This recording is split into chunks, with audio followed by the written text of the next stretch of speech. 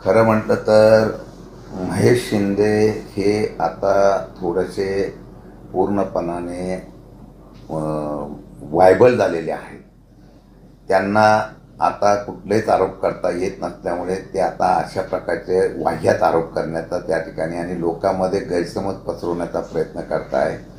माझं म्हणणं असं आहे महेश शिंदेंना की आपणच ह्या केसेस तुमच्याच सरकारने माझ्यावर खोट्या गुन्हे दाखल करण्याच्या बाबतीमधले निर्णय घेतले, जे बाकीच्या राज्यकर्त्यांना जसं लोकशाहीच्या माध्यमातून पराभव करता येत नाही, अडवता येत नाही म्हणून त्या ठिकाणी माझ्यावर याच महेश शिंदे आणि त्यांच्या सहकाऱ्यांनी अशा प्रकारचे गुन्हे मागच्या वेळेला निवडणुकीच्या अगोदर 2 दाखल केलेले आहेत आणि त्यामुळे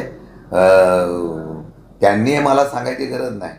तरीसुद्धा मी आहे तिथं ठाम आहे. तुमच्यासारखा गद्दार नाही आहे, तुमच्याला पैशासाठी विकला गेलेलो नाही आहे आणि तुम्ही भ्रष्टाचाराचं बोलूच नका. तुम्ही जेवढे जेवढे पार्टनर तुमच्या कंपनीमध्ये राहिलेले आहेत त्या कंपनीमधले पार्टनर तुमचे का सोडून गेले, त्यांना का बाहेर काढलं, तुम्ही काय केलं, तुमची कपट नीती आयुष्यामध्ये सुरुवातीपासून आजपर्यंत आहे तशीच अजून चालू राहिलेली आहे. तुमचा पण भांडाफोड मी निवडणुकीच्या वेळेला करणार आहे.